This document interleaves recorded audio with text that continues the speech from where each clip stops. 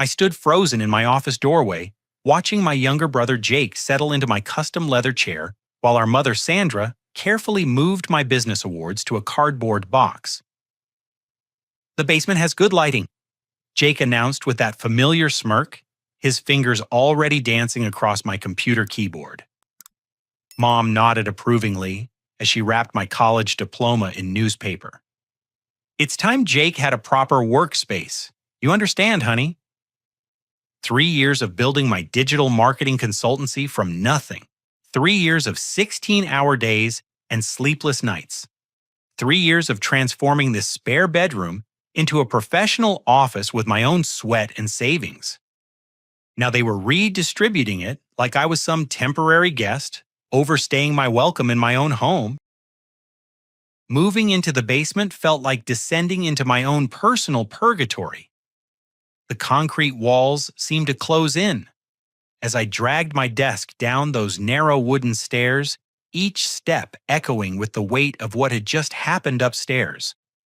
The fluorescent bulb flickered erratically overhead, casting sickly shadows across the cramped space that smelled of old laundry and forgotten storage boxes. I'd never planned to live here this long. After losing my corporate marketing position 2 years ago, when the company downsized, moving back home was supposed to be temporary. Dad had just passed away from a sudden heart attack, leaving Mom devastated and Jake completely directionless.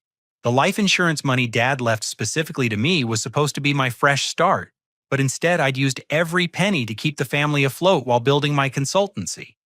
Jake was 28 years old and had never held a job for more than 3 months. While I worked myself to exhaustion building client relationships and developing marketing strategies, he spent his days immersed in online games, claiming he was exploring his creative potential. Mom enabled his every excuse, cooking his meals and doing his laundry, while I covered the mortgage, utilities, and groceries. But something felt different about this office takeover. It wasn't just about space. Setting up my computer on the wobbly card table I'd found in storage, I noticed my business phone had been ringing constantly. When I finally answered, Mrs. Chen from Pacific Coast Realty sounded confused and frustrated. "Duke, I've been trying to reach you for weeks about our social media campaign. Every time I call, someone tells me you're unavailable or suggests I might want to look elsewhere for services. Are you still interested in our business?" My stomach dropped. "Mrs. Chen, I've been available every day. Who exactly have you been speaking with?" "Well, the young man who answers your business line said you were stepping back from client work and recommended I find another agency." After Mrs. Chen hung up, I frantically checked my email trash folder. Dozens of deleted messages from potential clients, all inquiries from the past month that I'd never seen. My hands shook as I scrolled through consultation requests, project proposals, and follow-up messages that could have generated thousands of dollars in new business. I stormed upstairs to find Jake lounging in my chair feet, propped up on my desk, speaking into my business phone with an authority that made my blood boil. "I understand your concerns, Mr. Thompson, but my brother Duke has been having some reliability issues lately. Perhaps you'd be better served by a more established firm." "Jake," I shouted, causing him to nearly drop the phone. "What are you doing?" He covered the mouthpiece with false innocence. "Just trying to help, bro. You seemed overwhelmed with all these client calls." "Those are my clients. You have no right to answer my business phone or tell anyone anything about my availability." Mom appeared in the doorway, arms crossed defensively. "Jake is just learning about the business world, Duke. He's trying to help manage your workload." "Learning? He's destroying relationships I spent years building. Mrs. Chen almost fired me because someone told her I wasn't interested in her business." Jake shrugged with that infuriating casual attitude. "Maybe you should be more grateful that someone's willing to help with your little hobby business." Hobby. The word hit me like a physical blow. This hobby pays for your food, your internet, your car insurance, and this roof over your head. Mom's expression hardened. "Duke, I won't have you speaking to your brother that way. Jake is trying to contribute to this family and your attitude isn't helping anyone. I stared at them both, realizing this wasn't about learning or helping. This was about something much more calculated and deliberate. That evening, I installed password protection on my computer and changed all my business account passwords. But when I went to check my client files, I discovered Jake had been accessing my laptop for weeks.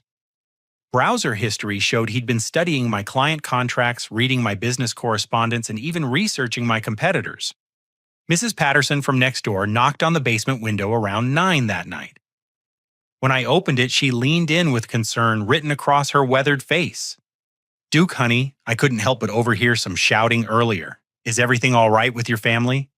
I explained the situation and she shook her head sadly. "I've watched Jake grow up and I love that boy, but what you're describing sounds purposeful." No one accidentally deletes business emails or tells clients to go elsewhere unless they're trying to sabotage something. Her words confirmed what I'd been afraid to admit to myself. The next morning, I woke to find Jake in the kitchen wearing my best business shirt, the navy blue one I'd bought specifically for client presentations. He was speaking animatedly into his phone, pacing back and forth with my laptop tucked under his arm. "Absolutely, Mr. Rodriguez. I completely understand your concerns about the previous campaign performance. This is exactly why I wanted to personally take over your account moving forward." Mr. Rodriguez was my biggest client, a restaurant chain owner who'd been working with me for 18 months. I crept closer, my heart pounding, as I heard Jake's confident voice discussing strategies and timelines with authority he'd never earned. "Jake," I whispered urgently, "what are you doing?" He held up one finger to silence me, continuing his conversation. No, Mr. Rodriguez, I'm Duke. We spoke about this transition last week, remember? My assistant will be handling the administrative tasks while I focus on strategy." The room spun around me. My own brother was literally pretending to be me, stealing my identity and my most important client relationship. When he finally hung up, I confronted him with trembling hands.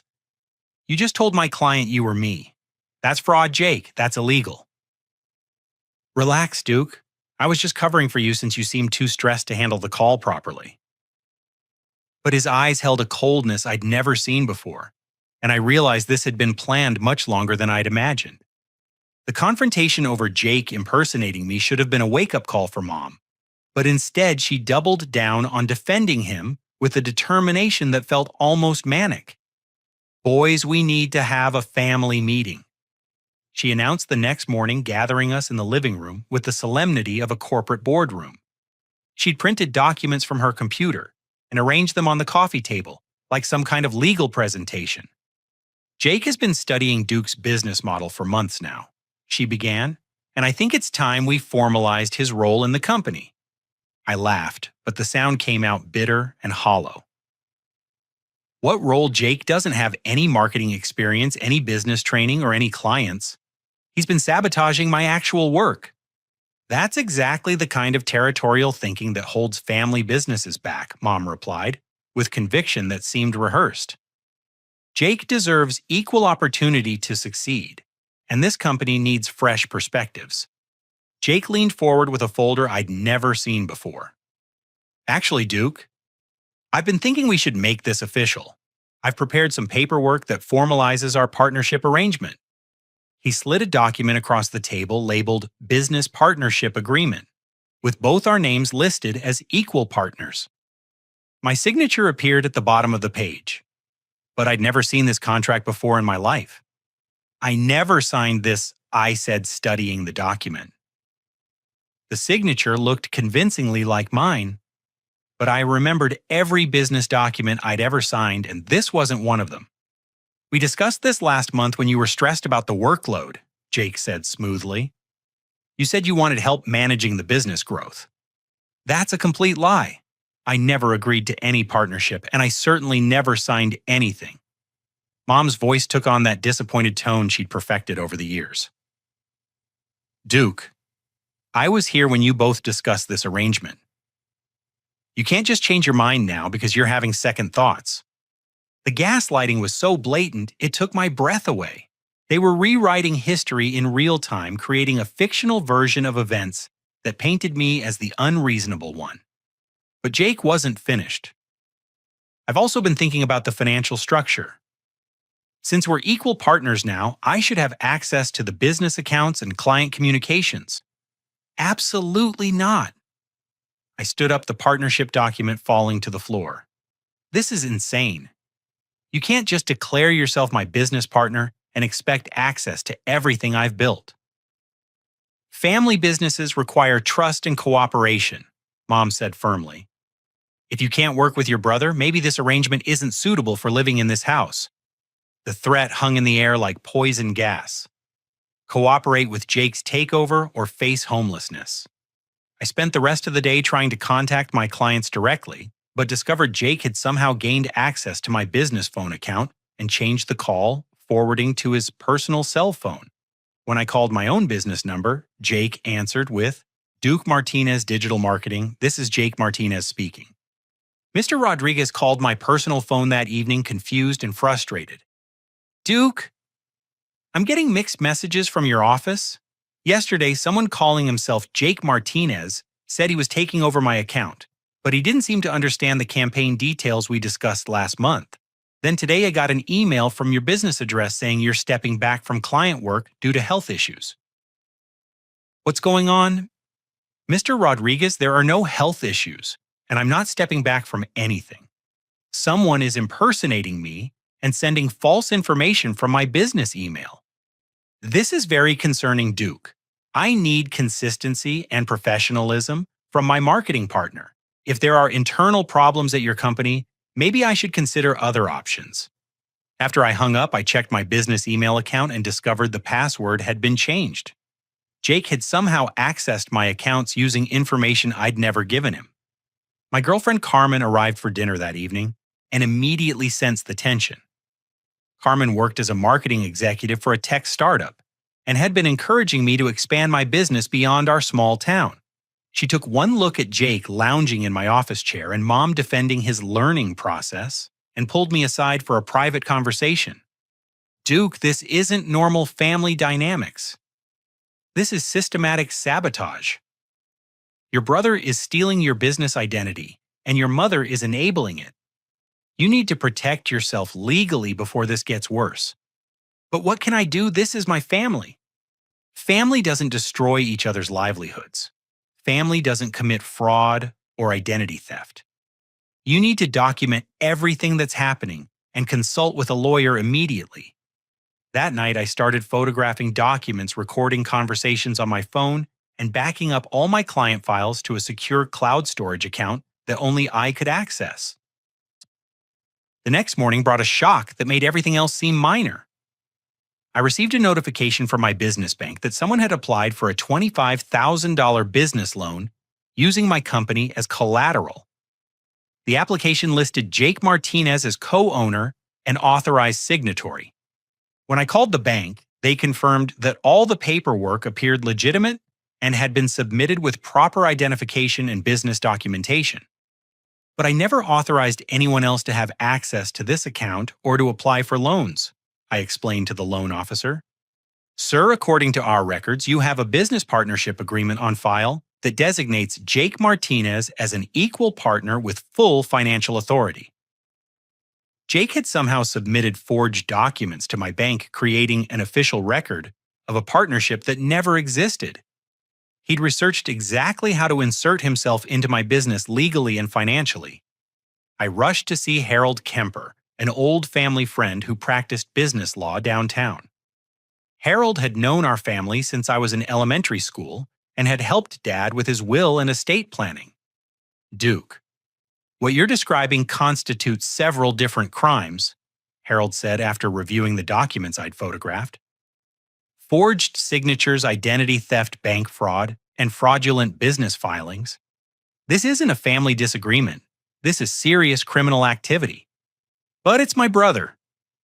Surely there's a way to resolve this without involving law enforcement.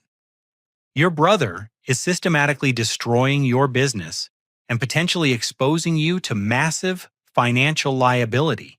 If he defaults on that loan he applied for, you could be held responsible for $25,000 you never borrowed." I left Harold's office with a growing sense of dread. This wasn't about office space or family dynamics anymore. This was about my entire future being stolen by people who were supposed to love and support me. That evening, I discovered Jake had ordered new business cards listing himself as Chief Executive Officer and me as Junior Marketing Associate. The cards used my business address, my phone number, and my company logo, but positioned him as the leader and me as his subordinate. When I confronted him about the business cards and the loan application, he just smiled with that infuriating confidence. Duke, you need to start thinking bigger. We're expanding the business, bringing in new capital, and professionalizing our operations. You should be grateful I'm taking initiative instead of being so territorial about every little detail. Every little detail you forged my signature on legal documents and applied for a loan I never authorized. Those aren't little details, Jake. Those are felonies. Mom appeared with perfect timing to defend Jake's actions. Duke, your brother, is trying to help this family succeed. If you can't appreciate his efforts, maybe you're not the right person to run this business. The betrayal cut deeper than any physical wound. My own mother was actively participating in the destruction of everything I'd worked to build.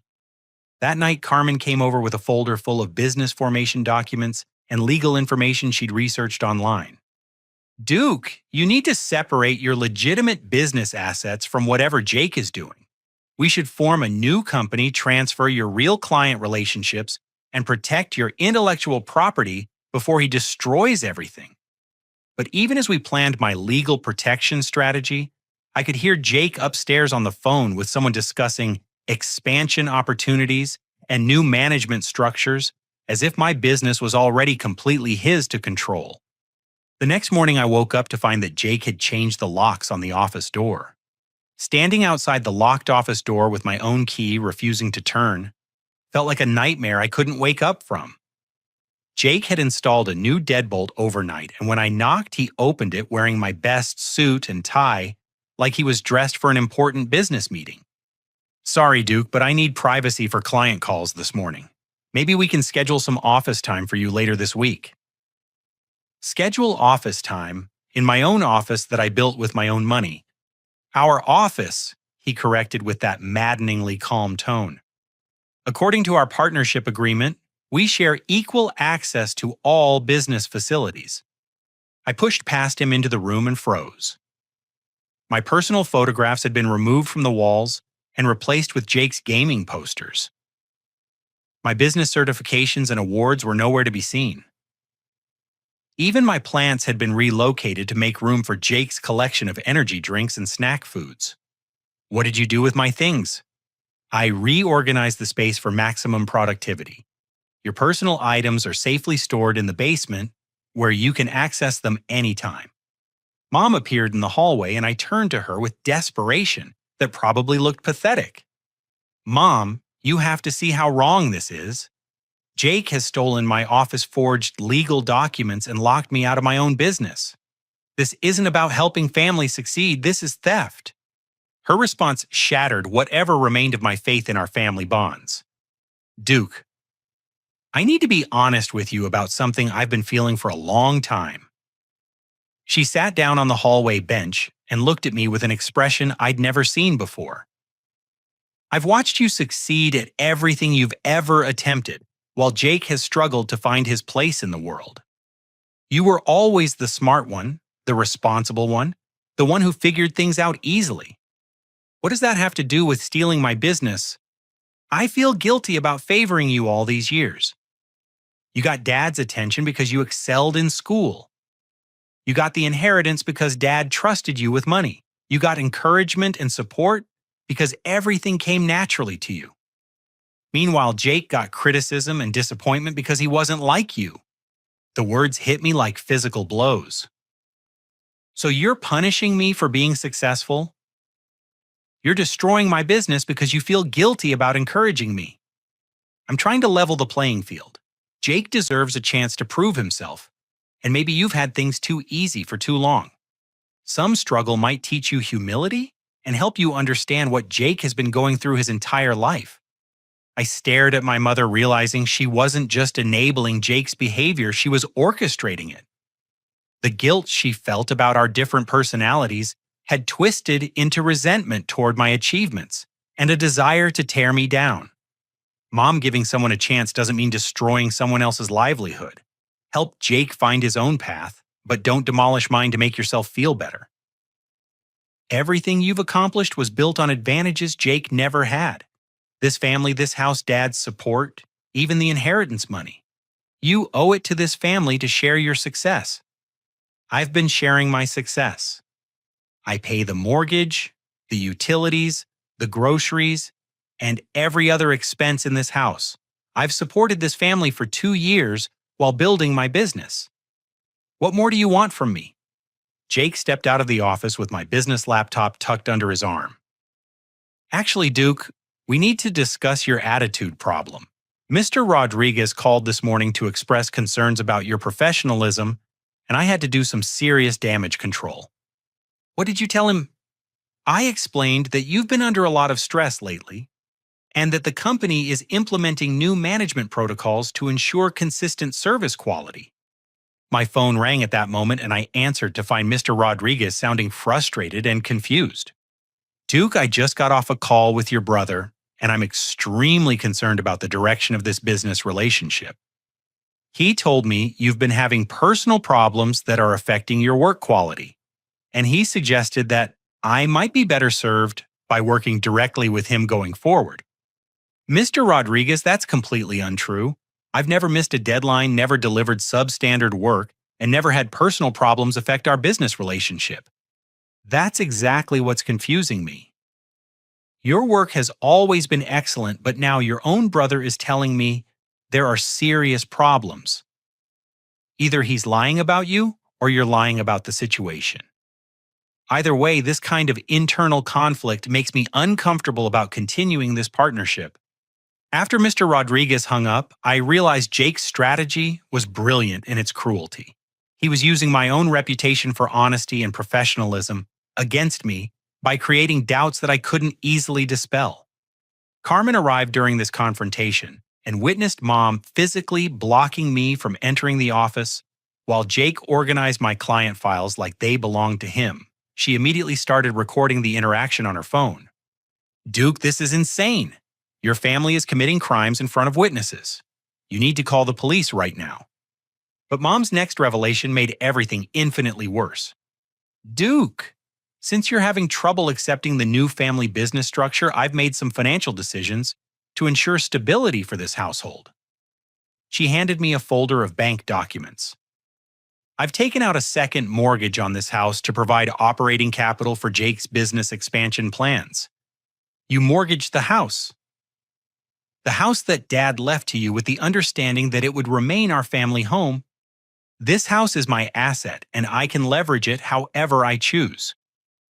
Jake presented a very convincing business plan for expanding your little marketing company into a full-service agency. The bank approved a $75,000 loan based on our projections. Your projections, Jake doesn't know anything about marketing business projections or financial planning. What is he planning to do with $75,000? Jake stepped forward with a stack of business cards and brochures he'd apparently been designing. Duke, you've been thinking too small. We're going to hire employees, rent professional office space downtown, and compete with the big agencies for major corporate clients. The brochures looked professional, but made promises that were completely unrealistic. Full-service digital marketing with guaranteed results. Fortune 500 expertise at local prices. Certified specialists in all major platforms. Jake, these claims are false. We don't have Fortune 500 experienced certified specialists or the capability to deliver guaranteed results. This is fraud waiting to happen. You're just afraid of growth and competition, he replied. Successful businesses require bold vision and risk-taking. Mr. Rodriguez called back within the hour, and this time he sounded angry. Duke, I just received a proposal from someone claiming to represent your company, offering services we never discussed for triple your usual rates.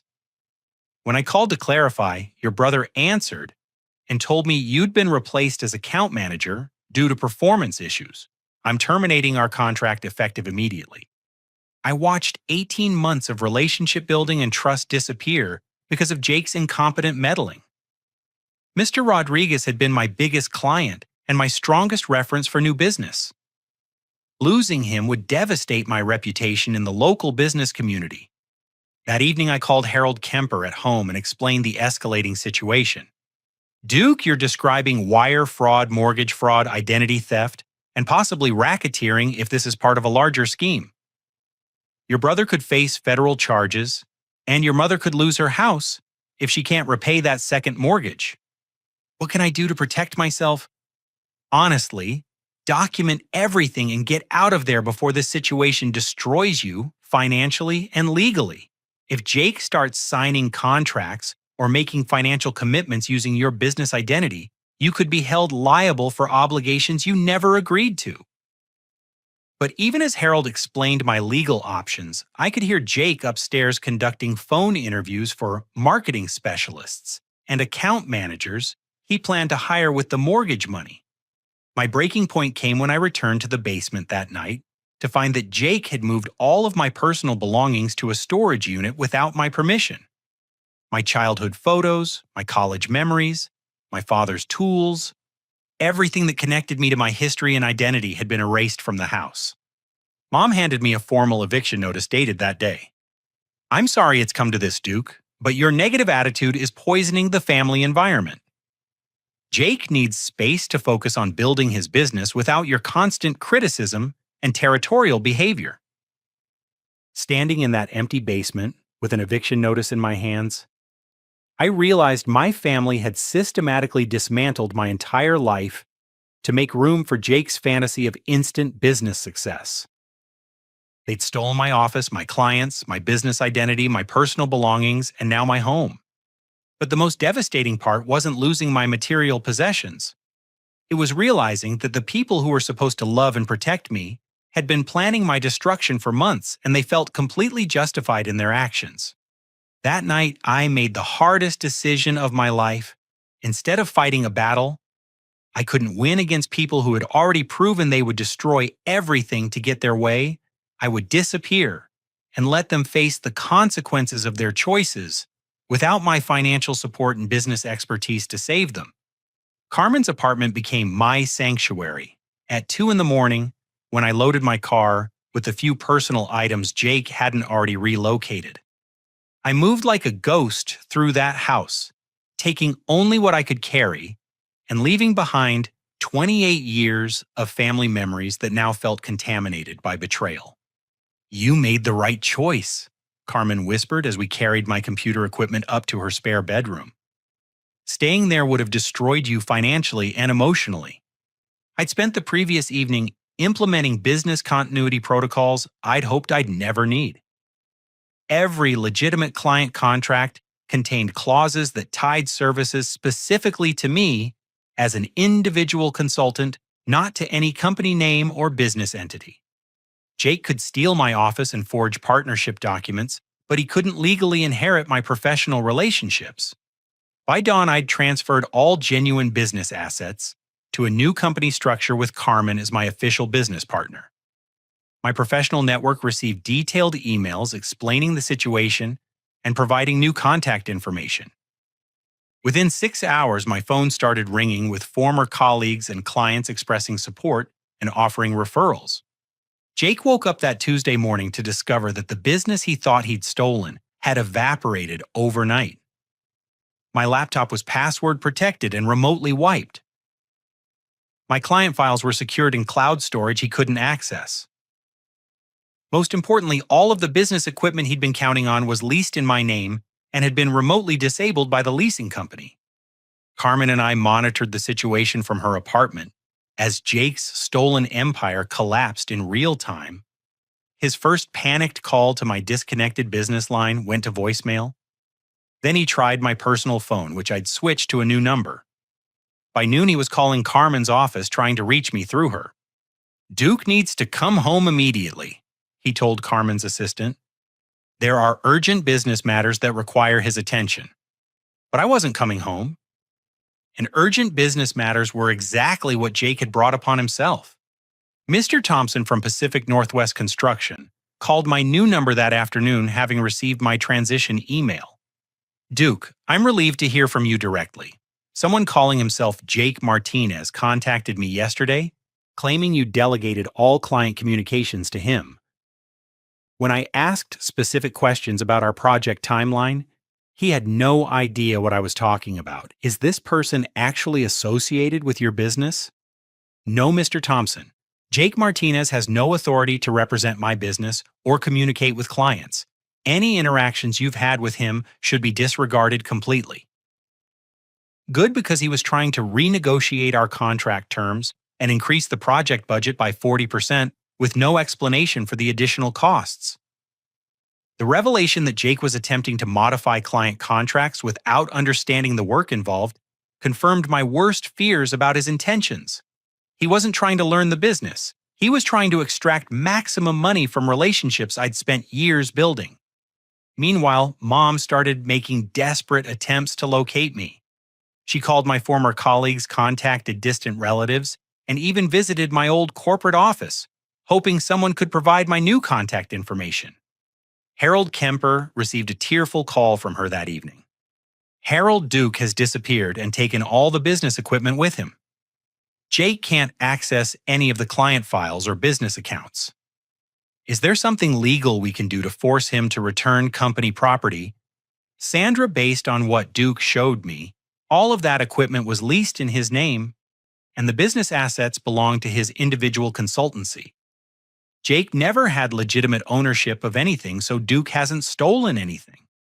But what about our partnership agreement? Jake has documentation that proves they're equal business partners. Sandra, that document was forged. Duke's signature was copied from other papers without his consent. If you try to enforce that fraudulent contract in court, Jake could face criminal charges for document falsification. While Mom grappled with the legal reality of their situation, Jake faced an immediate crisis that highlighted his complete lack of business competence. Mrs. Chen from Pacific Coast Realty called Wednesday morning looking for the social media content Jake had promised to deliver by the end of the week. When Jake couldn't explain basic concepts like audience targeting or content calendars, Mrs. Chen realized she'd been dealing with someone who had no marketing expertise whatsoever. Young man, I don't know what kind of game you're playing, but I need professional marketing services, not amateur hour. I'm reporting this situation to the Better Business Bureau and considering legal action for fraudulent business practices. By Thursday, Jake was fielding angry calls from 3 different clients, demanding explanations for missed deadlines, unprofessional communications, and completely inadequate work products. He'd promised services he couldn't deliver, quoted prices he'd pulled from thin air, and made commitments he had no ability to fulfill. The $75,000 second mortgage Mom had secured was supposed to fund Jake's business expansion, but instead, it was disappearing rapidly on expensive downtown office rent, unnecessary equipment purchases, and failed attempts to hire employees who quit within days of discovering Jake's incompetence. Carmen and I established our new business in her spare bedroom with nothing but laptops and determination. Within 1 week, we'd secured our first joint client and begun developing systems that were more efficient and profitable than anything I'd created working alone. Duke, have you checked your old business phone today? Carmen asked Friday evening as we celebrated signing a major new contract. I'd been avoiding that number, but curiosity finally overcame my reluctance. The voicemail was full of increasingly desperate messages from Jake, Mom, and angry clients who couldn't reach anyone competent to handle their needs.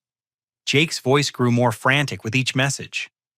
Duke, you have to come back.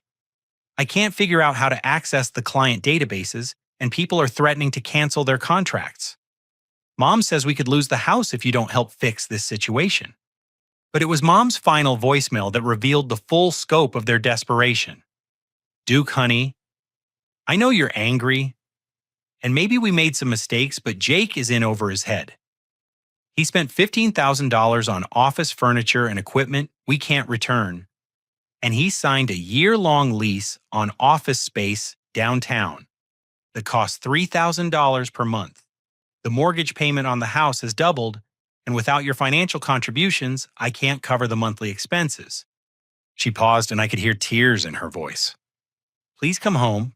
We can work this out as a family." But working it out as a family would mean rescuing Jake from consequences he'd created and enabling Mom's favoritism that had caused this entire disaster. Instead of rushing back to fix their problems, I documented every voicemail and forwarded them to Harold Kemper as evidence of the fraud they'd committed and the financial damage they'd inflicted on themselves. Saturday brought the revelation that Jake's incompetence had legal ramifications beyond ruined client relationships. He'd signed contracts promising specific deliverables by certain deadlines, and his failure to meet those obligations was exposing Mom's house to potential lawsuits from multiple clients. Mrs. Patterson called my new number that weekend with neighborhood gossip that confirmed how visible their crisis had become. "Duke, there were 3 different business people at your mother's door yesterday, and they all seemed very upset. One of them was shouting about breach of contract and demanding to know when Jake would deliver the work he'd promised. Your poor mother looked absolutely mortified. Jake's attempt to become an instant business success had transformed into a public embarrassment that was destroying Mom's reputation in the community where she'd lived for 30 years. But the most satisfying aspect of their collapse was realizing that everything Jake had stolen from me was worthless without the expertise and relationships that I'd developed over years of dedicated work.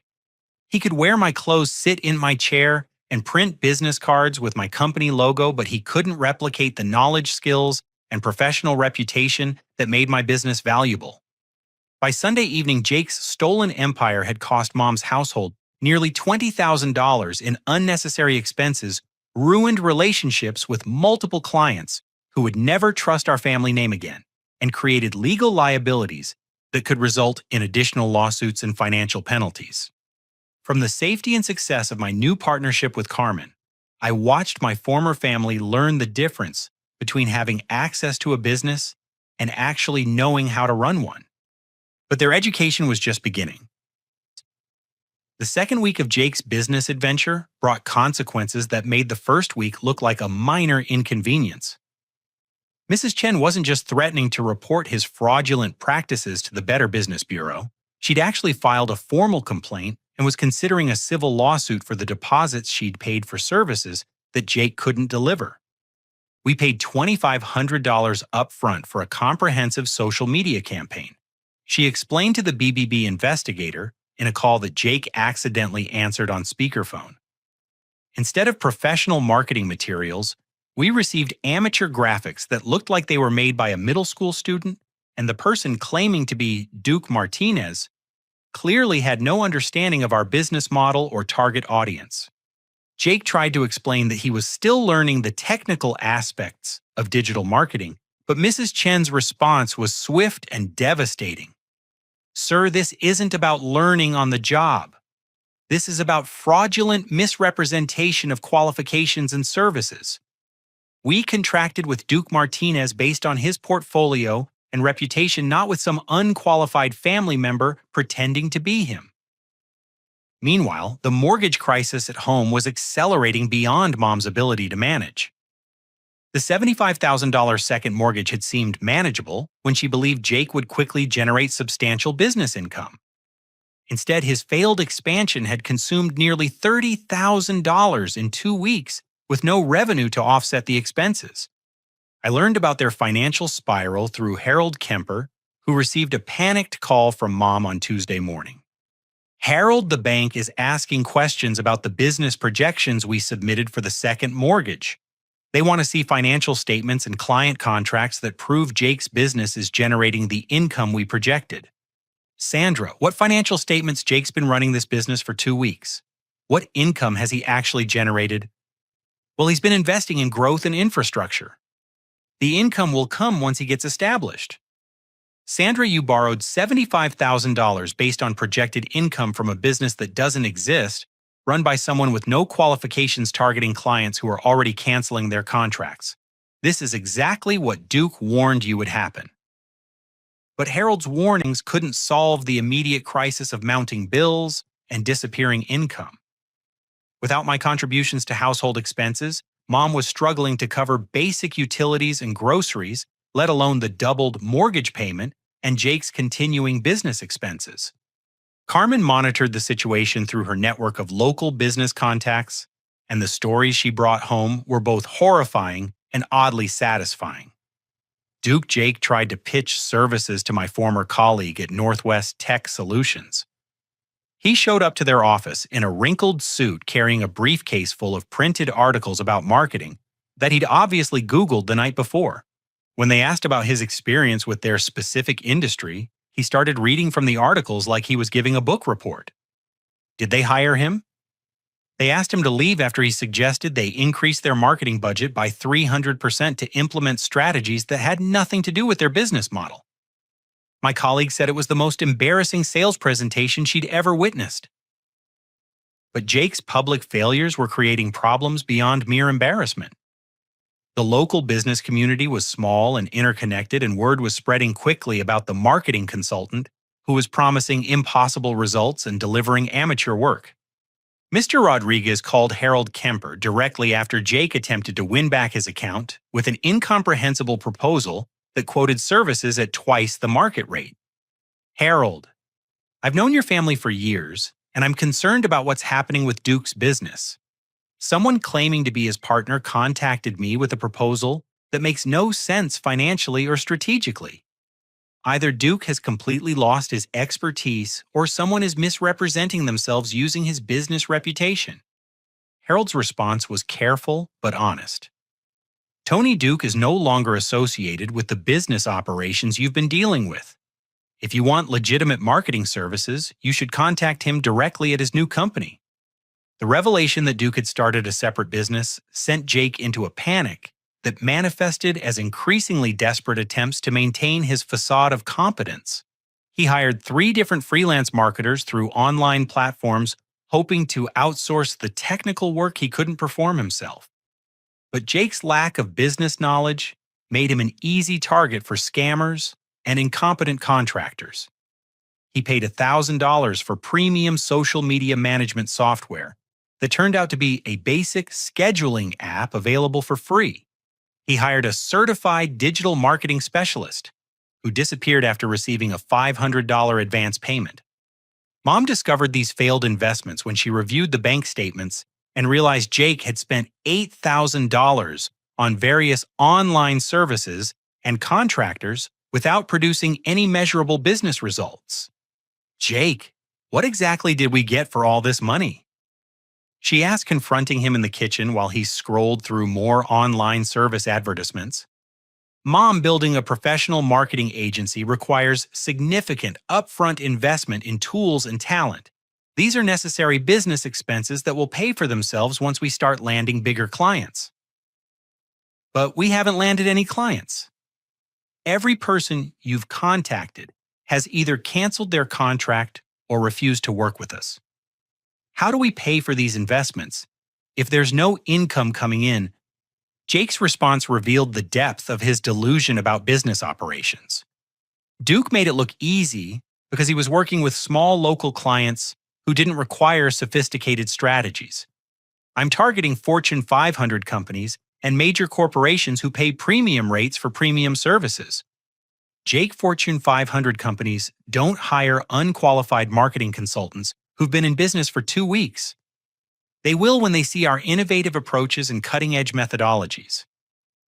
Mom's growing panic was evident in the voicemail she left on my disconnected business line, which I checked periodically for legal documentation purposes. Duke, I know you can hear these messages somehow.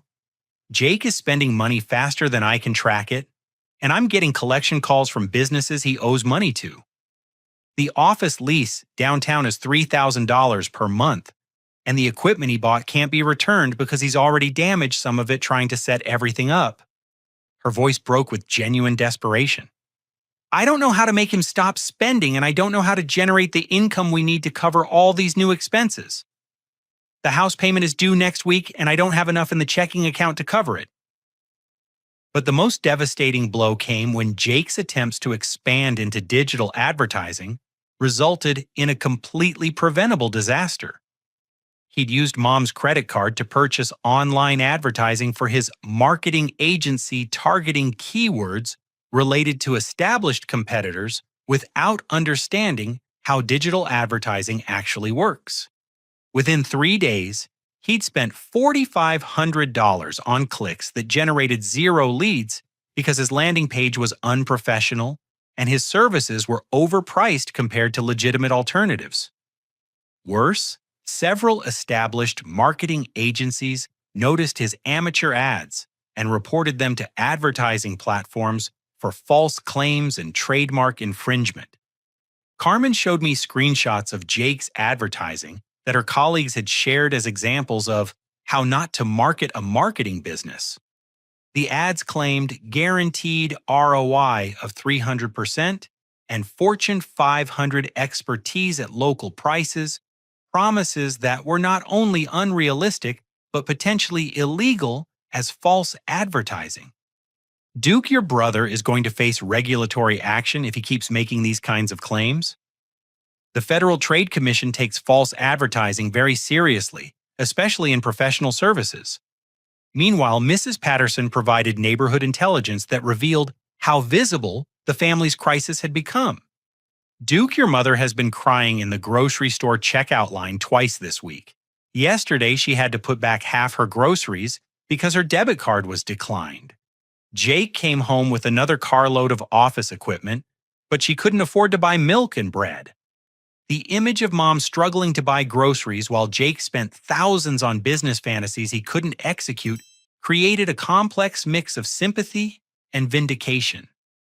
I felt terrible about her suffering, but relieved that she was finally experiencing the consequences of enabling Jake's destructive behavior.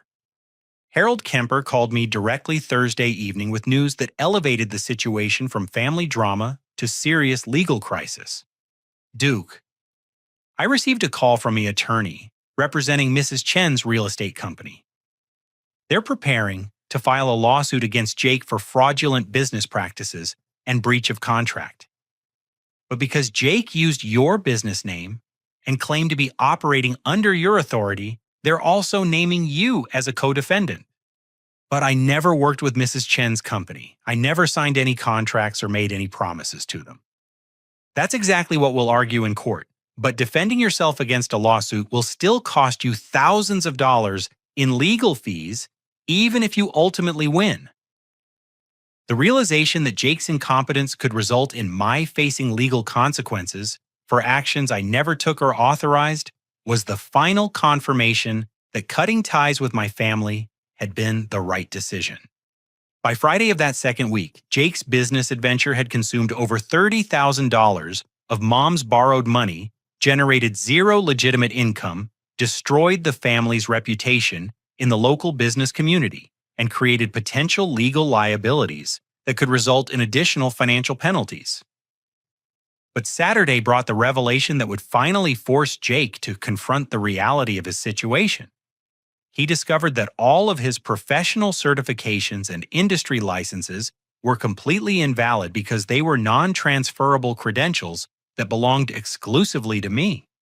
When Jake tried to submit a proposal to a municipal government contract, the procurement office informed him that his claimed qualifications couldn't be verified because Duke Martinez was the only person authorized to represent those credentials.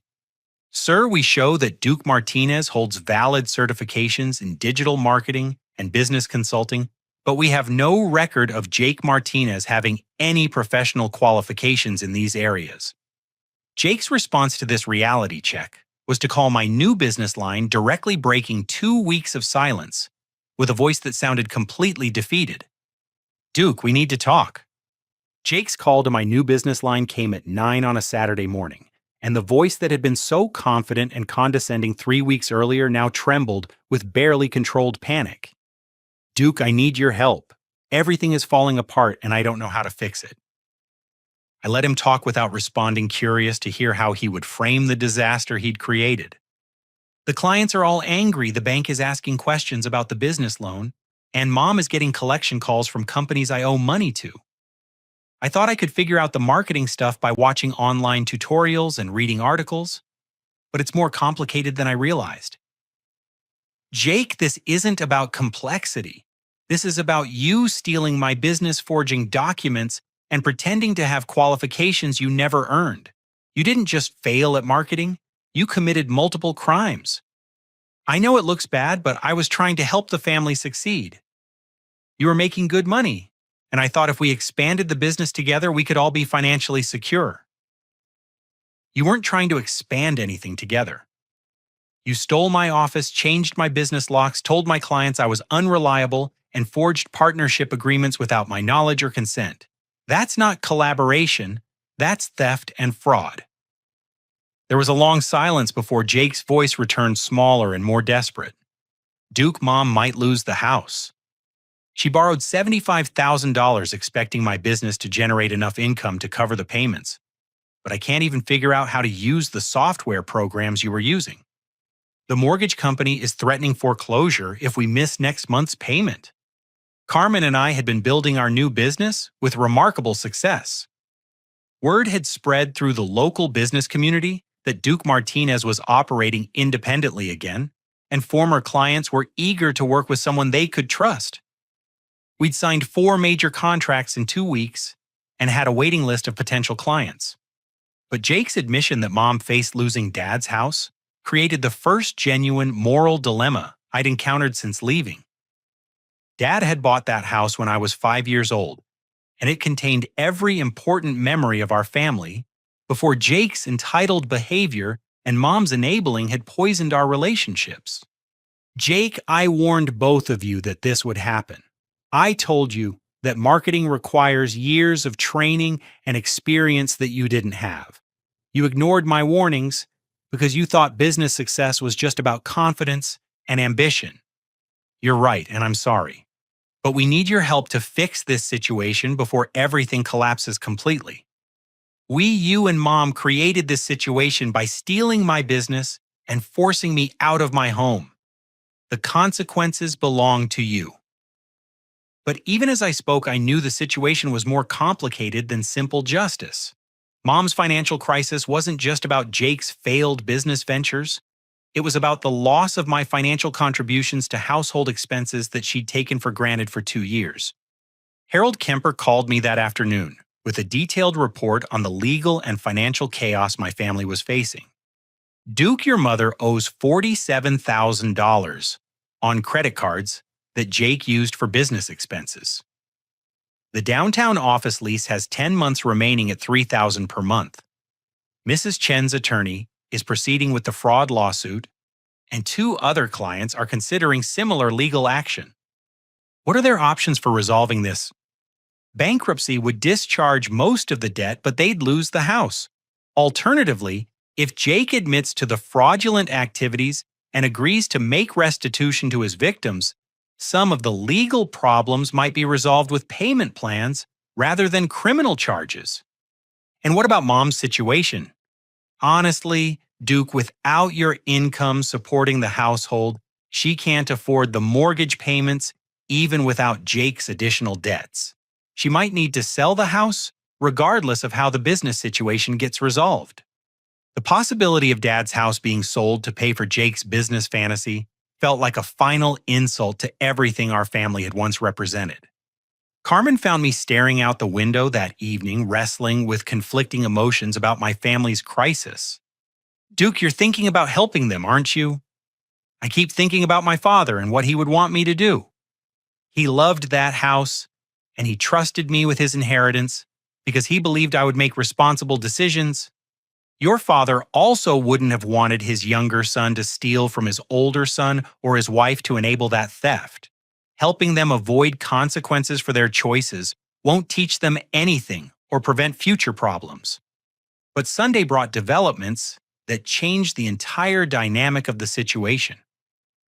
I received a call from Detective Williams with the County Sheriff's Department explaining that Mrs. Chen's complaint had triggered a broader investigation into Jake's business practices. Mr. Martinez, we're investigating allegations of identity theft, document forgery, and wire fraud related to business activities conducted under your name. Would you be willing to provide evidence and testimony about these alleged crimes? Detective Williams, I've been documenting everything that happened. My attorney, Harold Kemper, has copies of all the fraudulent documents and recorded conversations that prove I never authorized Jake's actions. We'd also like you to participate in a controlled contact with the suspects to gather additional evidence of their admissions to criminal activity. The prospect of my family facing criminal charges rather than just financial consequences forced me to confront the true scope of what they had done and what they were still doing. Monday morning brought a call from Mom that was completely different from her previous desperate voicemails. Her voice was steady and resigned, like someone who had finally accepted an inevitable disaster. "Duke, I need to ask you something and I want you to answer honestly. Is there any way you would consider coming back to help us resolve this situation?" "Mom, what exactly are you asking me to do?" "Jake admits that he's made terrible mistakes and that he never should have tried to take over your business. He's willing to apologize publicly to your clients and return anything he took from you. We just need your expertise to help fix the damage he's caused before we lose everything Dad worked to build.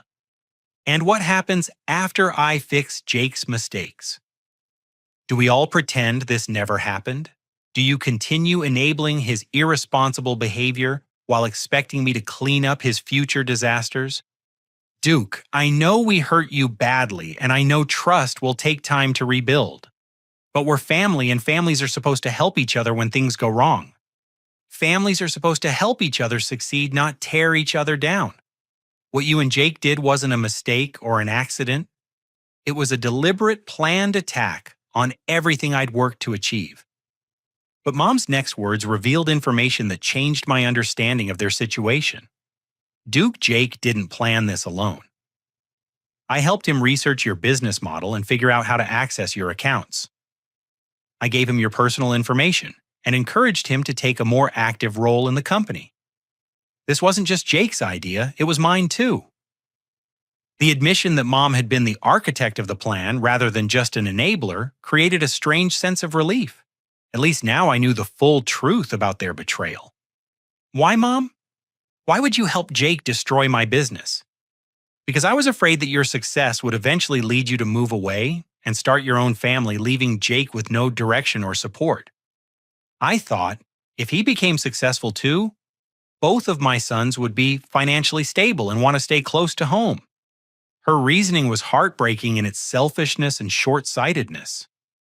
She'd sabotaged my future to prevent me from having independence from the family dysfunction she'd created. Tuesday brought the culmination of 3 weeks of consequences when Jake's business creditors began taking legal action to recover their losses. The office equipment company repossessed everything he couldn't pay for. The downtown lease company demanded immediate payment of the remaining contract or legal action for breach of lease. But the most dramatic development was Jake's complete emotional breakdown when he realized the full scope of the legal and financial catastrophe he'd created. Carmen accompanied me to Harold Kemper's office that afternoon, where Jake and Mom waited with their own attorney, looking like defendants at a criminal trial. Jake's appearance shocked me. He'd lost weight, his clothes were wrinkled and stained, and his eyes held the hollow look of someone who hadn't slept in days. When he saw me, he immediately started crying with genuine remorse that seemed completely out of character. "Duke, I'm sorry. I thought I could learn your business quickly and prove that I was capable of success too. I never meant for everything to go so wrong. Jake, you didn't just try to learn my business. You tried to steal it by forging documents impersonating me to clients and lying to financial institutions. Those aren't innocent mistakes, those are deliberate crimes.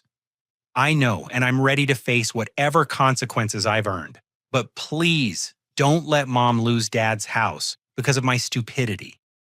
Mom sat quietly during this exchange, and when she finally spoke, her words carried the weight of complete defeat.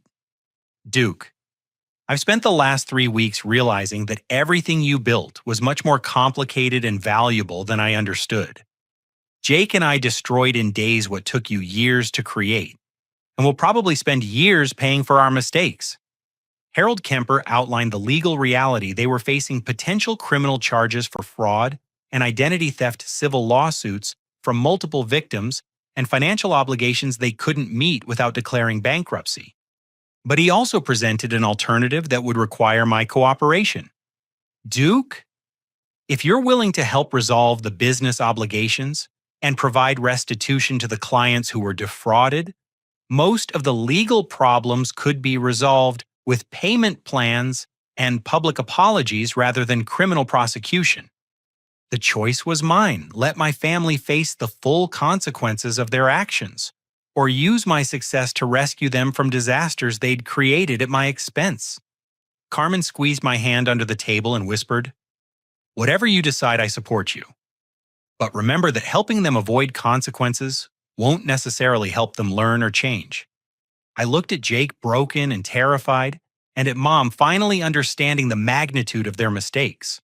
For the first time in weeks, I saw my family as human beings who had made terrible choices rather than as enemies who had attacked me. The decision I made next would determine whether our family relationships could ever be repaired or whether this crisis would permanently divide us. "I'll help," I said quietly, "but only under conditions that ensure this never happens again." The negotiations for my family's redemption took place in Harold Kemper's conference room over 3 intense days, with all parties represented by attorneys and every agreement documented in detail that would protect everyone involved. My conditions were non-negotiable and comprehensive. Jake would publicly apologize to every client he had defrauded, admitting his lack of qualifications and taking full responsibility for the substandard work they'd received. He would enter a court-supervised restitution program, making monthly payments to victims until all damages were repaid. Most importantly, he would complete a year-long business ethics and anger management program before being eligible for any position in my new company. Mom would sell the family house and use the proceeds to pay off the fraudulent second mortgage in Jake's business debts.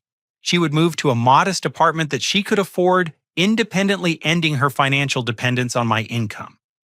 She would also attend family counseling to address the favoritism and enabling behaviors that had created this crisis. In return, I would use my professional reputation and client relationships to generate sufficient income to cover the restitution payments, provide Mom with a security deposit for her new apartment, and offer Jake entry-level employment once he completed his required programs. Detective Williams attended the final meeting to witness Jake's formal confession to the crimes he'd committed and his agreement to make full restitution rather than face criminal prosecution. "Mr. Martinez," the detective addressed Jake, "you understand that you're admitting to identity theft, document forgery, and wire fraud, all of which are felonies that could result in significant prison time and financial penalties." "Yes, sir. I understand the severity of my actions, and I accept full responsibility for the harm I've caused to my brother, our family, and the clients I defrauded. And you're voluntarily agreeing to this restitution program instead of facing criminal charges. Yes, sir. I want to make things right even if it takes years to accomplish." The public apology process was humbling for Jake, but necessary for restoring my professional reputation. He contacted every client he'd misled, every business he owed money to, and several local business organizations to formally admit his deception and apologize for misrepresenting my company. Mrs. Chen's response was typical of most victims. "Young man, I appreciate your apology, but the damage to my business and the stress you caused my family can't be undone with words. I expect full restitution as promised, and I'll be monitoring your compliance with the payment schedule." The local business community's reaction to Jake's public confession was mixed, but generally sympathetic to my situation. Several colleagues who had heard rumors about the family drama reached out to offer support and referrals for my new business. Carmen and I formalized our partnership during this transition period, creating Duke and Carmen Digital Solutions with clear ownership structure and professional protocols that would prevent any future family interference. Duke, watching you handle this crisis has taught me so much about integrity and family loyalty. Carmen said as we signed our partnership agreements. You could have walked away and let them face criminal charges, but you chose to help them rebuild their lives. Carmen and I realized that true justice isn't just about punishment, it's about restoration and growth. Jake needed to face consequences for his actions, but he also needed a path to redemption if he was willing to take it. The sale of Dad's house was emotionally devastating, but financially necessary.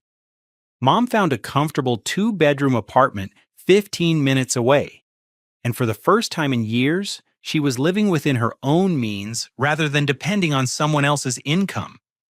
Duke, losing the house hurts more than I can express, she admitted as we moved her belongings to the new apartment. But I'm also relieved to not have the financial pressure of maintaining something I couldn't afford. Your father would have wanted me to be independent and responsible. Jake's transformation during his year-long program was remarkable to witness. The anger management counseling helped him understand how his entitlement and resentment had driven his destructive behavior. The business ethics courses taught him the difference between ambition and competence. Duke, I never understood how much knowledge and skill your success required, he said during one of our monthly check-in meetings. I thought business was just about confidence and salesmanship, but now I see that competence and integrity are the foundation of everything. 6 months into the restitution program, Jake had made consistent payments to all his victims and was working part-time for a legitimate marketing company where he was learning basic skills under proper supervision. The transformation in our family dynamics was gradual but genuine. Mom stopped making excuses for Jake's behavior and started holding him accountable for his commitments.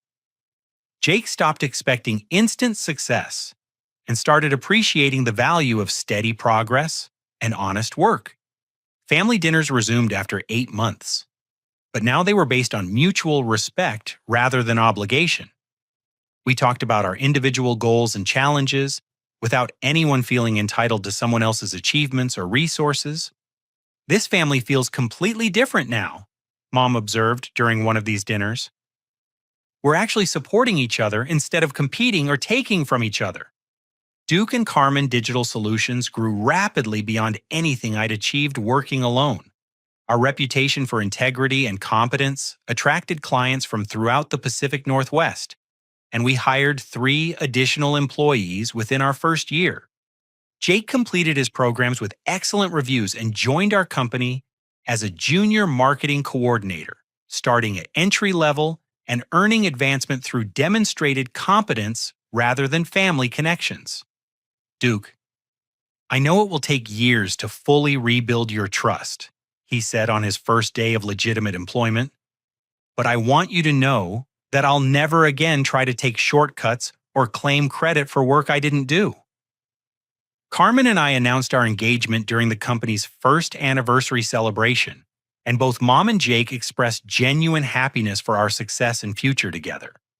The most satisfying aspect of our family's restoration was realizing that everyone had learned essential lessons from the crisis.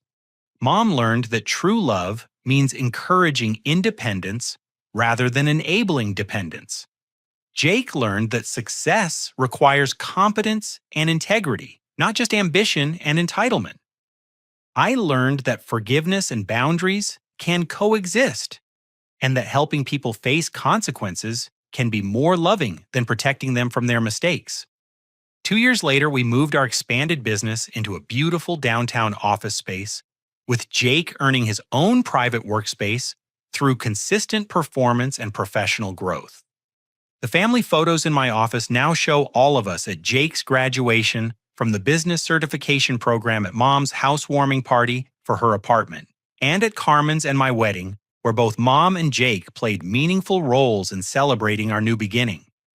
Jake's restitution payments were completed ahead of schedule, and several clients who had been defrauded actually hired our legitimate company for future projects, impressed by his dedication to making amends for his mistakes. Duke, Mom said during our latest family dinner, I know we can never undo the pain we caused you, but I'm grateful that you gave us the opportunity to become the family your father would have been proud of. The house that holds our family memories now belongs to a young family with children who fill it with laughter and new traditions. But the real family home we've built together is based on honesty, respect, and genuine care for each other's well-being. Carmen and I are expecting our first child next spring, and both Mom and Jake are excited about becoming grandmother and uncle to a baby who will grow up in a family that values integrity and supports each other's authentic success. Looking back on the crisis that nearly destroyed our family relationships, I realize it was also the catalyst that forced us to build something much stronger and healthier than what we'd lost. True family doesn't require sharing DNA or living under the same roof. True family requires commitment to each other's growth, respect for each other's boundaries, and the courage to hold each other accountable when love requires difficult conversations. Jake's attempt to steal my business ultimately taught all of us that success built on deception and shortcuts will always collapse, while success built on competence and character creates a foundation strong enough to support everyone who contributes to it. Now I'd love to hear from you. Have you ever faced a situation where family members or close friends tried to take credit for your hard work or success? How did you handle setting boundaries while still maintaining relationships with people you care about? Share your experiences in the comments below, and don't forget to like this video if you found value in this story. If you enjoyed this content and want to hear more stories about overcoming betrayal and building authentic success, please subscribe to the channel and hit the notification bell so you won't miss future videos. Your support means everything to creators like me who are committed to sharing honest stories about real challenges we all face in life. And if this story resonated with you or might help someone else who's dealing with family dynamics or workplace conflicts, please share it with others who could benefit from hearing about resilience, forgiveness, and the importance of standing up for yourself when necessary. Thank you for taking this journey with me. And remember that sometimes the most difficult experiences in our lives become the foundation for the most meaningful growth and the strongest relationships we'll ever build.